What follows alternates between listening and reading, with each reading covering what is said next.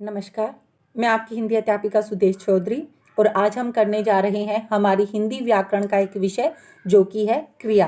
तो आज हम जानते हैं क्रिया किसे कहते हैं, क्रिया के कितने भेद होते हैं, किस किस आधार पर होते हैं। तो आज हम क्रिया को विस्तार पूर्वक जानने का प्रयास करते हैं। तो चलिए आरंभ करते हैं। सुबह हो चुकी है, अंधकार नष्ट हो गया है, पक्षी चहक रही हैं, सूरज उदय हो रहा है, बच्चे विद्यालय जाएंगे, किसान खेत को जाएंगे, सारे प्राणी अपना अपना काम करेंगे। आपके सामने कुछ वाक्य लिखे हुए हैं जिनमें कुछ वाक्यों को पीले रंग का दिखाया गया है। तो ये जो पीले रंग के वाक्य हैं, पीले रंग के जो शब्द हैं, वो क्या बताना चाहते हैं? वो बताना चाहते हैं कि हम क्रिया हैं, यानी कि जो पीले रंग के वाक्य हैं वो किसको प्रदर्शित कर रहे हैं? वो क्रिया को दर्शा रहे हैं कि ये जो हो चुकी है, नष्ट हो गया है, चहक रहे हैं, उदय हो रहा है, जाएंगे, जाएंगे और करेंगे, ये सब क्या है? क्रिया है। तो आज हम इस क्रिया के बारे में विस्तार पूर्वक जानने का प्रयास करते हैं और क्रिया को समझते हैं। तो क्रिया किसे कहते हैं? जिन शब्दों से किसी कार्य के करने या होने का पता चलता है उन्हें क्रिया कहते हैं। यानी जिन शब्दों से कोई एक वाक्य बोला जा रहा है, जैसे कि हमने पीछे पढ़े थे जो वाक्य, किसान खेत में जाएगा।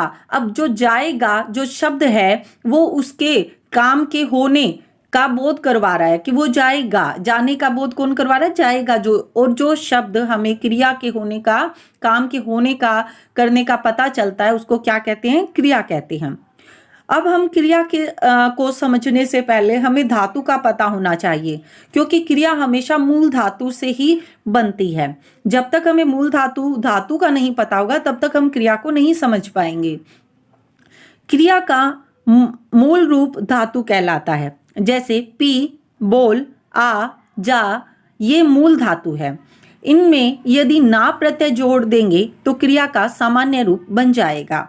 अब देखिए, जो मूल धातु होती है उसमें जब हम प्रत्यय जोड़ देते हैं तो वो क्रिया क्या बन जाती है? सामान्य क्रिया बन जाती है। क्या बन जाती है? सामान्य क्रिया बन जाती है। कैसे? देखिए, पी धातु है हमारे पास, पी ना, पीना, पिलवाना। इसके आगे व्युत्पन्न धातु भी बनती है, पीना। जैसे पी धातु है, फिर पीना नाम धातु हो गया, फिर पिलवाना व्युत्पन्न धातु हो गया। बोल धातु है, ना लगा दिया तो बन गया बोलना, क्रिया बन गई। आ प्लस ना, आना, क्रिया बन गई। जा प्लस ना, जाना, क्रिया बन गई। और कौन सी क्रिया बन गई? सामान्य क्रिया बन गई। तो जो धातु है, जैसे पट, पढ़, लिख, ऐसी जो सारी धातुएं हैं उनके साथ जब हम प्रत्यय लगाते हैं तो वो क्रिया बन जाती है। इसका आप विस्तार पूर्वक आपकी जो पुस्तक है उसमें भी बहुत सारी धातुएं हैं जिनके माध्यम से इनको समझाया गया है। जैसे दे मूल धातु है, देना, चल, चलना, सो, सोना, रो, रोना, काट, कटना। तो इस प्रकार से ये सारी मूल धातु हैं और इससे क्या बन जाती है? सामान्य धातु बनती है, यानी कि सामान्य क्रिया बनती है। और अगर इसको व्युत्पन्न धातु बनाते हैं तो दिलाना, दिलवाना, चलाना, चलवाना, इस प्रकार से इसकी व्युत्पन्न धातु भी बन जाती है। अब हम क्रिया के भेदों के बारे में चर्चा करते हैं। क्रिया के जो भेद हैं वो दो आधारों पर विभक्त किए गए हैं। कौन कौन से? एक कर्म के आधार पर और एक रचना के आधार पर। देखिए, एक कर्म के आधार पर और एक रचना के आधार पर। पहले हम कर्म के आधार पर जो क्रिया के जो दो भेद हैं उनके बारे में विस्तार पूर्वक जानने का प्रयास करते हैं। और दो भेद कौन से हैं? अकर्मक क्रिया और सकर्मक क्रिया। अकर्मक और सकर्मक क्रिया के बारे में आज पहले हम जानते हैं। अकर्मक क्रिया, जिस वाक्य में क्रिया को कर्म की आवश्यकता नहीं होती उसे अकर्मक क्रिया कहते हैं। किसकी आवश्यकता नहीं होती? कर्म की आवश्यकता नहीं होती, उसको क्या कहते हैं? उसको अकर्मक क्रिया कहते हैं। जैसे हाथी चल रहा है। अब इसमें क्या है? चलना एक क्रिया ही है लेकिन इसमें कर्म नहीं है। हमने कहा कि हाथी क्या क्या चल रहा है। अब हम यहाँ पर प्रश्न करते हैं क्या चल रहा है, हाथी चल रहा है, क्या और किसको का जब हमें उत्तर मिल जाता है तो वो क्या हो जाती है, सकर्मक हो जाती है। लेकिन हमने कहा क्या चल रहा है, हाथी चल रहा है, किसको चल रहा है। अब यहाँ किसको तो का तो कोई भी हमें उत्तर नहीं मिल रहा, तो यानी ये कौन सी क्रिया हुई, ये अकर्मक क्रिया हुई। जैसे कि राम टहल रहा है और कशिश हंस रही है, चिड़िया उड़ रही है, सूरज उग रहा है। अब इसमें क्या है, कर्ता तो है लेकिन इसमें क्या नहीं है, कर्म नहीं है। अब हम कहें कि कौन चल रहा है, कर्ता वाला प्रश्न करते हैं कि कौन चल रहा है, तो हमें पता चलता है हाथी चल रहा है। ठीक है, तो ये हुई अकर्मक क्रिया। अब देखिए सकर्मक क्रिया, जिस वाक्य की क्रिया को कर्म की आवश्यकता होती है, जिसमें क्या होगी, कर्म की आवश्यकता होती है, उसे सकर्मक क्रिया कहते हैं।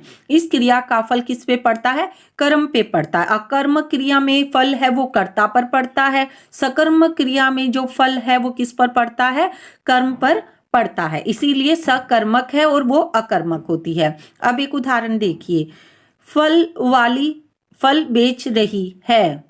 अब हम इसमें प्रश्न करते हैं क्या बेच रही है, क्या का हमें उत्तर मिल रहा है, फल बेच रही है। किसको बेच रही है, फल को बेच रही है। यानी कि हम कहते हैं कि कोई क्या बेच रहा है, सब्जी को बेच रहा है, फल को बेच रहा है। तो इस तरह से क्या है, हमें दोनों का ही उत्तर मिल रहा है। तो ये क्या हुई, सकर्मक क्रिया, जहां पर क्या है, वाक्य में कर्म है वो उपस्थित है। जो क्या का हमें उत्तर मिलता है वही क्या होता है, कर्म होता है। क्या बेच रही है, फल बेच रही है। अब देखिए सकर्मक क्रिया की सबसे बड़ी पहचान होती है कि क्रिया के साथ क्या, किसे और किसको प्रश्न करने पर कुछ उत्तर मिलता है। अब एक उदाहरण के माध्यम से मैं ये आपको समझाती हूँ। रमा पत्र पढ़ रही है। क्या पढ़ रही है, पत्र पढ़ रही है। क्या पढ़ रही है, पत्र पढ़ रही है। अगर मैं प्रश्न करूं किसको पढ़ रही है, पत्र को पढ़ रही है, तो यहां पर क्या है, यहां पर सकर्मक क्रिया है, क्योंकि यहाँ पर क्या है, कर्म उपस्थित है और हमें क्या और किसे और किसको का हमें उत्तर मिल रहा है। तो ये कौन सी क्रिया हुई, सकर्मक क्रिया। तो इस तरह से आप सकर्मक और अकर्मक क्रिया का पता लगा सकते हैं। कुछ आपकी बुक में भी दिया हुआ है, जैसे आप अपनी पुस्तक में पढ़ेंगे तो आपको पता चलेगा। मूल धातु जैसे उठ होती है तो अकर्मक में उसका उठना हो जाता है, अगर वो सकर्मक होगी तो उठाना होगा। उड़ जो मूल धातु है उसका उड़ना अकर्मक होगा, लेकिन उड़ाना, उड़ाने का काम हो रहा है। एक ये भी होता है, इसमें लॉजिक होता है कि अगर कोई काम अचानक हो जाता है, अपने आप हो रहा है, तो वो अकर्मक क्रिया में आ जाता है। जैसे मेरे हाथ से पेन गिर गया, पेन गिरा, मैंने नहीं गिराया, अपने आप गिर गया, तो वो अकर्मक हो गई। जब किसी काम को हम करते हैं तो वो सकर्मक हो जाता है। और जब अगर कोई क्रिया होती है लेकिन वो अचानक होती है, अपने आप होती है, तो वो अकर्मक क्रिया में आ जाती है। अब देखिए सकर्मक क्रिया के भी दो भेद होते हैं, एक कर्मक क्रिया, अकर्मक क्रिया, एक कर्मक क्रिया और द्विकर्मक क्रिया। अब देखिए पहले हम एक कर्मक क्रिया के बारे में जानते हैं। जिस क्रिया का एक ही कर्म हो वह एक कर्मक क्रिया कहलाती है। क्रिया में क्या हो, कर्म क्या हो, सिर्फ एक ही हो, वो एक कर्मक क्रिया कहलाती है। जैसे बच्चों ने मंच बनाया। क्या बनाया, मंच बनाया। नानी ने चॉकलेट दी। क्या दी, चॉकलेट दी। अब यहाँ पर कर्म है वाक्य में, लेकिन जो कर्म है वो सिर्फ एक ही कर्म है। तो जहां भी वाक्य में एक ही कर्म होगा वो क्या है, यहां पर ये क्रिया क्या है, सकर्मक क्रिया है। क्या का हमें उत्तर मिल रहा है, किसको का उत्तर मिल रहा है, ठीक है। तो किसे का भी उत्तर मिल रहा है, तो हमें क्या है, ये सकर्मक क्रिया है, लेकिन इसमें एक ही कर्म है। क्या का आंसर मिल रहा है, तो एक ही कर्म है। तो ये कौन सी क्रिया हुई, ये हुई एक कर्मक क्रिया। यानी कि सकर्मक क्रिया के जो दो भेद हैं, एक कर्मक क्रिया और द्विकर्मक क्रिया, उसमें से ये हुई एक कर्मक क्रिया, क्योंकि इसमें एक ही कर्म उपस्थित है। अब हम बात करते हैं द्विकर्मक क्रिया की। जिस क्रिया के दो कर्म होते हैं, मतलब जिस वाक्य में जिस क्रिया के साथ कर्म होते कितने, दो, उसे द्विकर्मक क्रिया कहते हैं। इसकी पहचान के लिए क्रिया के साथ क्या, किसे तथा किसको लगाकर हम प्रश्न कर सकते हैं। अगर हम प्रश्न करते हैं तो उसमें हमें पता लग जाएगा कि द्विकर्मक क्रिया कौन सी होती है। एक उदाहरण देखिए, माँ ने शोभा को उपहार दिए। अब यहाँ पर जो माँ है वो कर्ता है और दिए वो क्रिया है, लेकिन कर्म है वो दो हैं। कौन कौन से? जैसे कि क्या हम प्रश्न करते हैं क्या दिए? उपहार दिए, यानी पहला कर्म हमारा है उपहार। किसे दिए? शोभा को दिए। तो हमारा दूसरा कर्म क्या हुआ? शोभा। तो इस तरह से जहां भी जिस भी वाक्य में क्रिया के साथ दो कर्मों की उपस्थिति होती है वो द्विकर्मक सकर्मक क्रिया कहलाती है। अब हम बात करते हैं रचना के आधार पर क्रिया के कितने भेद होते हैं। 5 भेद होते हैं। कौन कौन से होते हैं? सामान्य क्रिया, संयुक्त क्रिया, नाम धातु क्रिया, प्रेरणार्थक क्रिया और नंबर 5 कौन सा? पूर्वकालिक क्रिया। तो सबसे पहले हम किसके बारे में जानते हैं? पहले हम बात करते हैं सामान्य क्रिया के बारे में। तो सामान्य क्रिया किसे कहते हैं? जब किसी वाक्य में एक ही क्रिया का प्रयोग होता है उसे वह सामान्य क्रिया होती है। जैसे कि मैंने आम खाए, यहाँ पर सिर्फ और सिर्फ जो हरे रंग के आपको शब्द दिखाई देते हैं वो क्रिया को दर्शा रहे हैं और वो एक ही क्रिया है। तो ये कौन सी क्रिया हुई? सामान्य क्रिया हुई। मैंने आम खाए, चोर डर कर भागा, माँ ने भिखारी को भोजन दिया और प्रधानमंत्री जी विदेश गए। अब माँ ने भिखारी को भोजन दिया, यहाँ कर्म तो दो है लेकिन क्रिया एक ही है, दिया, गए, खाए और भागा। जहां पर एक ही क्रिया होने का बोध होता है वहां कौन सी क्रिया होती है? सामान्य क्रिया। उसको क्या कहा जाता है? सामान्य क्रिया। मैंने पत्र लिखा, मैंने खाना खाया, मैंने जल पिया। तो इस तरह से जितना भी जिसमें एक ही क्रिया आती है वो क्या कहलाती है? सामान्य क्रिया कहलाती है। हम बात करते हैं संयुक्त क्रिया की। संयुक्त क्रिया किसे कहते हैं? वाक्यों की एक से अधिक क्रियाएं मिलकर एक ही कार्य को पूरा करती है, उन्हें संयुक्त क्रिया कहते हैं। देखिए क्या कह रहे हैं, समझने की कोशिश कीजिए कि एक से अधिक वाक्य मिलकर एक क्रिया को पूरा करते हैं लेकिन उसमें क्रिया एक ही होती है, यानी कि उसे आप क्या कह सकते हो? संयुक्त क्रिया कह सकते हो, सहायक क्रिया भी कह सकते हो, रंजक क्रिया भी हम उसको कह देते हैं। कि साथ में क्या होता है, एक उदाहरण के माध्यम से अब हम इसे समझने का प्रयास करते हैं। जैसे कि देखिए, शेखर लिख रहा है, यहाँ लिखना एक क्रिया है। हमने पहले पढ़ा था कि जैसे सामान्य क्रिया हम करते हैं तो हम कहते हैं कि मैंने पत्र लिखा, वहाँ लिखा ही था तो वो लिखा था, वो सामान्य क्रिया थी। लेकिन यहाँ मैं कह रही हूँ शेखर लिख रहा है, लिख क्या है? मुख्य क्रिया है और रहा क्या है? रंजक क्रिया है, उसकी सहायक क्रिया है। यानी कि अगर हम रहा नहीं करते शेखर लिख तो वाक्य पूर्ण नहीं होता, क्रिया भी पूर्ण नहीं होती। अब क्रिया को पूर्ण करने के लिए उसकी सहायता कौन कर रहा है?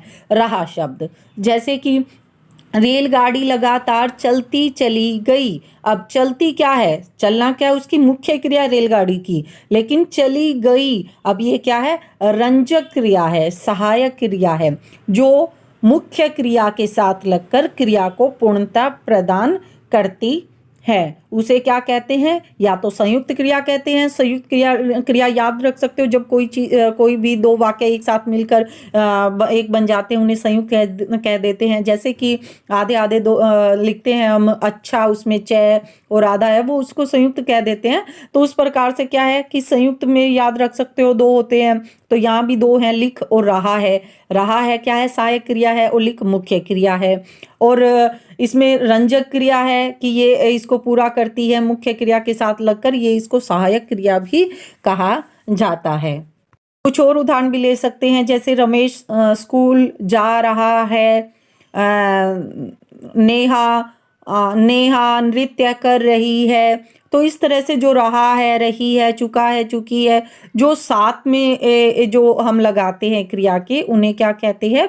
संयुक्त क्रिया या सहायक क्रियाएं या रंजक क्रियाएं। अब हम बात करते हैं नाम धातु क्रिया के बारे में। संज्ञा, सर्वनाम, विशेषण आदि शब्दों से जो क्रियाएं बनाई जाती हैं उन्हें नाम धातु क्रिया कहते हैं। इन्हें धातु के भेद के रूप में भी जाना जाता है और इन्हें नाम धातु क्रिया के रूप में भी जाना जाता है। जैसे कि जवान आदमी का बच्चों की तरह तुतलाना अच्छी बात नहीं है, बड़े भाई साहब छोटे भाई की जमीन हथियाना गलत है। अब इसमें देखिए बात क्या है, एक संज्ञा है। बात क्या है? संज्ञा है। और उसका नाम धातु क्या है? बतियाना। उसके साथ हमने क्या लगा दिया? आना लगा दिया, आना प्रत्यय लगा दिया, तो क्या बन गया? बतियाना।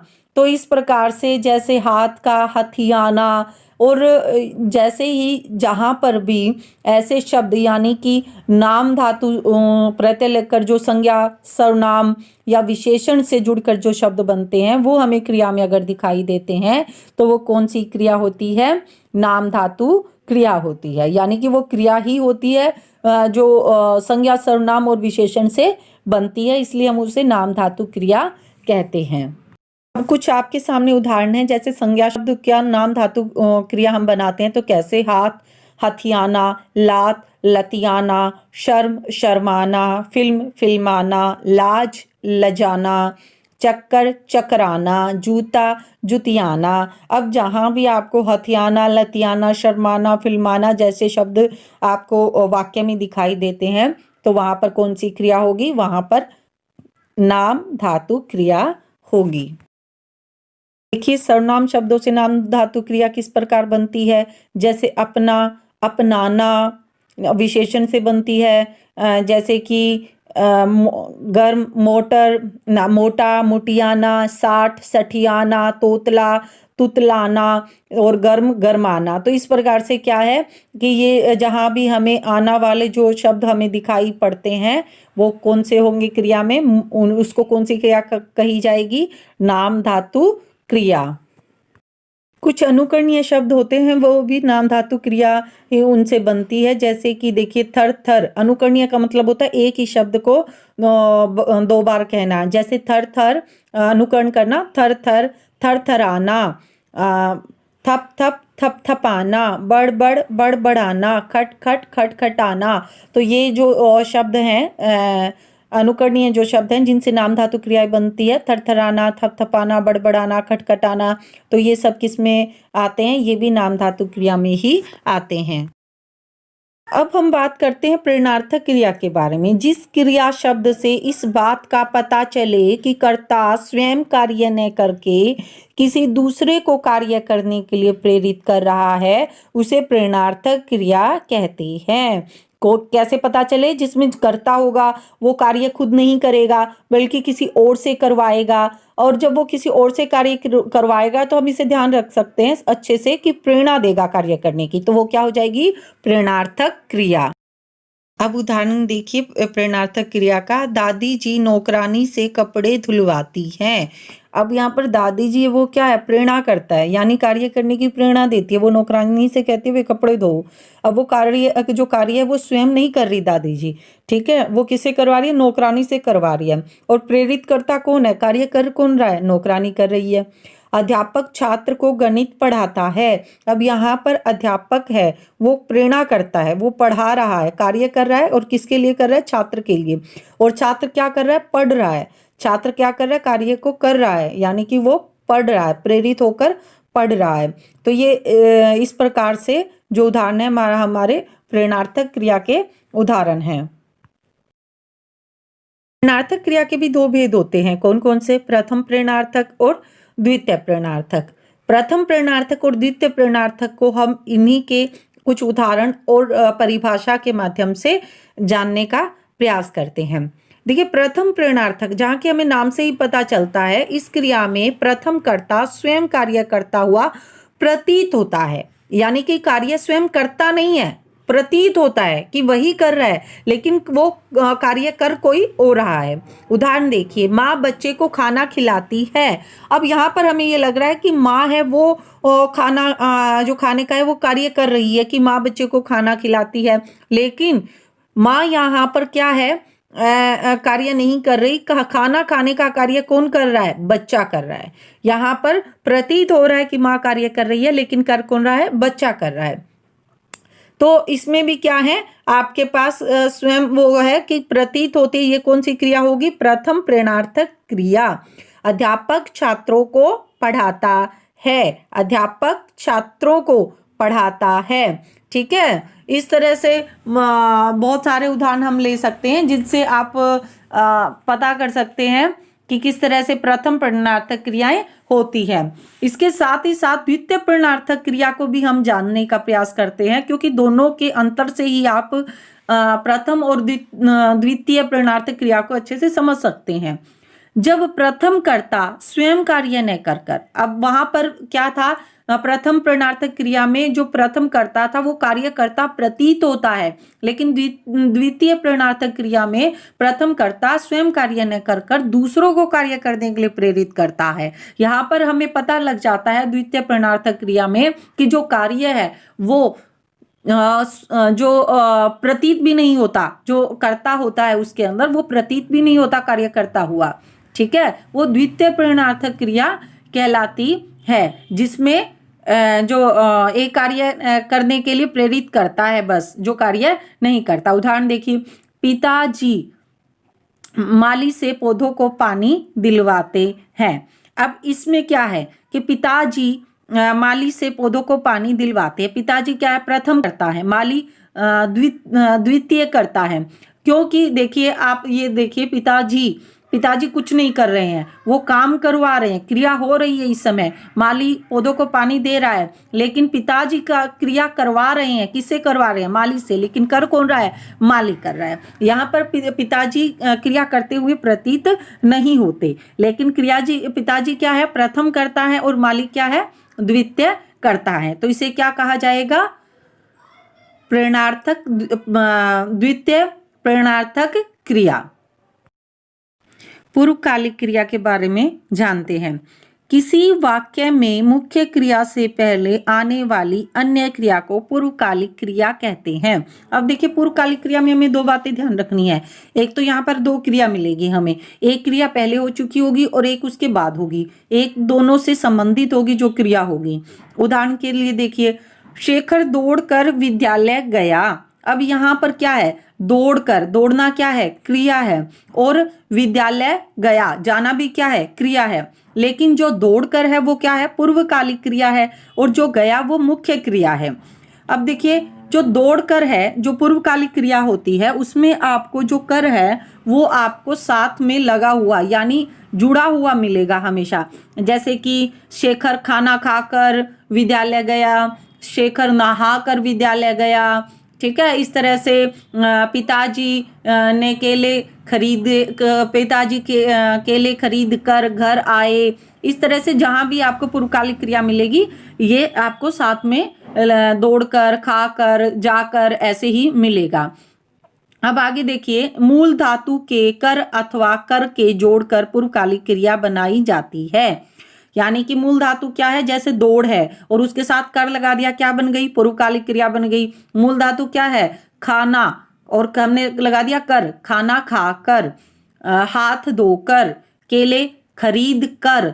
तो कर और कर के हम जब साथ में लगा देते हैं क्रिया के, तो जहां भी आपको ये दिखाई देता है वो क्या बन जाती है, आपकी पूर्वकालिक क्रिया बन जाती है। पूर्व मतलब पहले, कालिक काल में क्रिया, यानी कि विद्यालय तो बाद में आया है और खाना उसने पहले खाया है, तो वो पहले के समय में जो क्रिया हुई, पहले कौन सी क्रिया हुई, दौड़कर, शेखर दौड़कर, पहले शेखर दौड़ा फिर विद्यालय पहुंचा, तो पहले क्रिया कौन सी हुई, दौड़कर, दौड़ने की क्रिया हुई, तो उसे क्या कहा गया, पूर्व। पूर्व का मतलब होता है पहले, कालिक काल यानी कि समय, और पहले के समय जो क्रिया होती है, पहले कौन सी हुई, दौड़कर, खाना खाकर, केले खरीद कर। तो इस प्रकार से ये हुई हमारी पूर्वकालिक क्रिया। आपकी पुस्तक में कृदंत क्रिया भी दी हुई है। जो क्रिया शब्दों के अंत में प्रत्यय लगाकर बनती है उन्हें कृदंत क्रियाएं कहती है। ये हमने प्रत्यय में भी पढ़ा था, कृदंत प्रत्यय जिन्हें हम कहते हैं। तो कृदंत प्रत्यय वही होते हैं जो क्रिया के साथ लगकर बनते हैं। तो वर्तमानी कालिक कृदंत क्रिया जो वर्तमान में होती है, जैसे पढ़ता है, चलता है, खाता है, पीता है। भूतकालिक कृदंत क्रिया कौन सी होती है,